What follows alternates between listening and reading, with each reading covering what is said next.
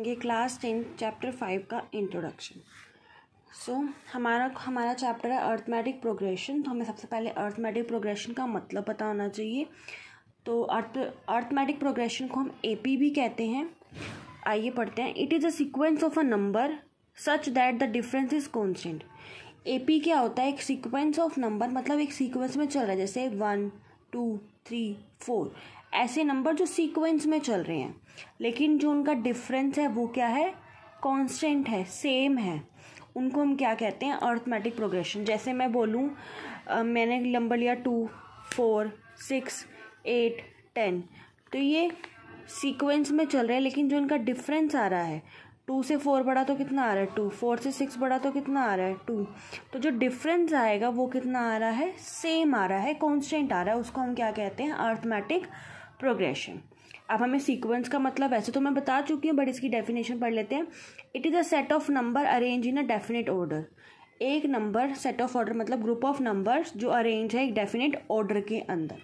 ठीक है, एग्जाम्पल लेते हैं एपी का 1 2 3 4 5 की। इनका डिफरेंस देखो 1, इनका डिफरेंस देखो 1 3 और 1 1 1, और ये कहाँ तक जा रहा है? ऐसे ही 100 तक जा रहा है, तो वो हमारी क्या कहलाएगी? एपी। नेक्स्ट देख लेते हैं 100 to 70। ठीक है, 100 to 70, तो 100 to 70 के बीच में कितना डिफरेंस है? 30 का। 40 to 70 में कितना डिफरेंस है? 30 का। जो मतलब जो डिफरेंस आता है वो हमेशा सेम आता है, उसको हम कहते हैं अर्थमेटिक प्रोग्रेशन। ठीक है, उसके बाद हमें दे रखा है 4 4 4 4, ये हमें नेक्स्ट एपी दे रखा है।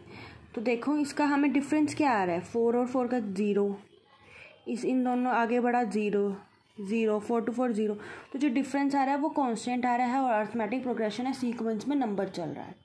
ठीक है, अब 2 टाइप्स ऑफ एपी होती है। First finite AP and second is infinite AP. Finite AP वो एपी होती है जब the AP has limited terms called finite AP. जो एपी या अर्थमेटिक प्रोग्रेशन जिसकी लिमिटेड टर्म्स होती हैं उसको हम बोलते हैं फाइनाइट एपी। जैसे ये वाला एग्जांपल था 1 2 3 4 5, लास्ट वो कहाँ तक जा रहा था? 100 तक जा रहा था, तो ये हमारा क्या कहलाया जाएगा? Finite AP. ठीक है, उसके बाद जो हमारा दे रखा है infinite AP. The AP has unlimited term, जिसकी कोई अनलिमिटेड टर्म्स होती हैं, वो कहीं आगे ख़त्म नहीं होती, उसको हम बोलेंगे इनफाइनाइट अर्थमेटिक प्रोग्रेशन। जैसे हमें यहाँ पे लास्ट टर्म हमें नहीं गिवन, जो ये दी होती है ना इक्वल मतलब उसमें फर्स्ट सेकंड थर्ड फोर्थ 5 जो भी दे रखी है, सीक्वेंस ऑफ नंबर जो भी दे रखा है, इसको हम फर्स्ट टर्म कहते हैं, इनको सेकंड टर्म, मतलब जैसे जैसे आगे बढ़ जाएगी उनको हम टर्म्स कहते हैं। ठीक है, जो एपी लिमिटेड टर्म्स हैं उनको हम क्या कहेंगे? Called infinite AP. ठीक है, जिसकी कोई फाइनाइट पोजीशन नहीं होती कि वो कहाँ आकर ख़त्म होगी, उसको हम इनफाइनाइट एपी कहते हैं। ठीक है, आगे करते हैं general form of AP. So general form of AP क्या दे रखा है? इनफाइनाइट एपी में देखो क्या होता है? ए प्लस डी। इनफाइनाइट मतलब हमें लास्ट में आगे पता ही नहीं चलेगा वो कहाँ आगे ख़त्म हो रही है, तो वो हमारी इनफाइनाइट एपी कहलाई जाएंगी। जैसे ए, इसको हम डिनोट करते हैं हमेशा A1 से। ठीक है, इसको हम हमेशा डिनोट करते हैं A2 से। जब भी आपसे क्वेश्चन में बोला जाए A2 निकालो तो तुम ऐसे लिखोगे A प्लस डी। A3 निकालो तो A plus 2D, A plus 3D, ऐसे ऐसे चलती जाती जब तक हमें जहाँ तक क्वेश्चन में बोला हो गया निकालो। ठीक है, इसकी हमें कोई फाइनाइट पोजीशन, लास्ट की पोजीशन नहीं गिवन, तो ये इनफाइनाइट एपी है। फाइनाइट एपी वो एपी होता है जिसमें हमें लास्ट की पोजीशन गिवन होती है, लास्ट पोजीशन को हम AN से डिनोट करते हैं, और AN हमेशा इक्वल होता है L की। ठीक है, ये भी एक तरीके का फॉर्मूला ही है, आप इसको आगे याद रखना, आगे काम आएगा चैप्टर में। इनफाइनाइट ए, ये भी हमारा A1 हो गया, ये हमारा A2 हो गया, ये हमारा A3 हो गया, ये हमारा A4 हो गया, ये हमारा A5 हो गया। जब भी A5 बोला जाए तो आपको ये लिखना है। ऐसे अगर मुझे A10 बोला जाए तो मैं क्या लिखूँगी? A plus 9D। मुझे A40 बोला जाए निकालो तो A प्लस 39D, ये हमारे हो जाएंगे। ठीक है, हमेशा एक वैल्यू ये और उसमें से 40 में से एक वैल्यू कम होकर हम लिख देते हैं। ठीक है, ये तरीके की ट्रिक है। अब जो हमारा A होता है वो हमारी क्या कहलाई जाती है? First term. जो हमारा D होता है वो क्या कहलाई जाती है? उसको हम क्या बोलते हैं? Common difference. अब D निकलता कैसे? जैसे मुझे एक नंबर दिया हुआ है 4 8 12 16 20, अब मुझे डी निकालना है, तो डी कैसे निकलेगा, A2 होता है ये A1 होता है, तो A2 माइनस A1, A2 की वैल्यू 8, 4, तो क्या आ गया 4। ऐसे अगर मैं कंफर्म करना चाहती हूँ तो मैं A3 में से A2 माइनस कर दूँगी, तो 12 माइनस 8 दैट इज़ 4। तुम्हारा कॉमन डिफरेंस क्या आ रहा है, सेम आ रहा है। उसके बाद ये रखा है AN, जो मैं तुम्हें पहले बता चुकी हूँ कि वो हमारी लास्ट टर्म होती है। एंड नंबर ऑफ टर्म्स की हमें कितनी टर्म्स गिवन है, ठीक है। जैसे इस क्वेश्चन में है यहाँ पे n लिखा होएगा कि ये बाई चांस 8 12 है, तो हमारा n कितना हो गया, 12 हो गया, ठीक है। अब कुछ फॉर्मूलेज हैं जो हम इसके करते हैं। Find the number of term, find the last term, हमें लास्ट टर्म निकालनी है। हमारा फॉर्मूला क्या होता है हमेशा AN निकालने का, याद कर लो ये A plus n minus 1 into D. अब मानो मेरे को एक एग्जाम्पल के तौर पे करा रही हूँ कि हमारे को ये AP गिवन है, ठीक है।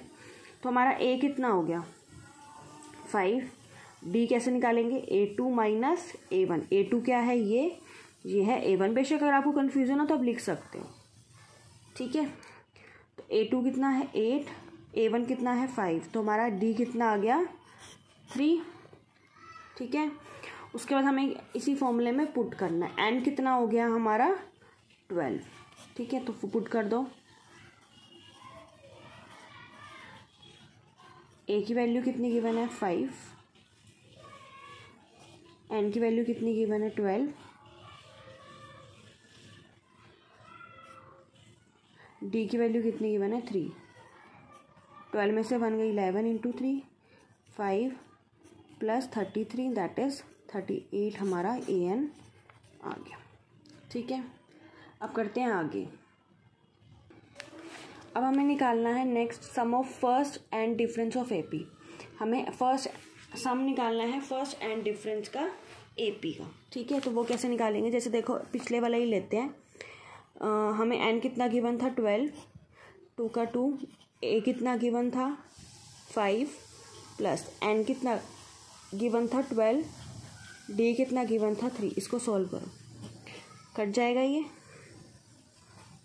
5 टू द 10, 12 में से 1 गई 11 इंटू 3, 6 का 6, 10, 33, 43, 6 को 43 से करेंगे तो मल्टीप्लाई करके आ जाएगा 258।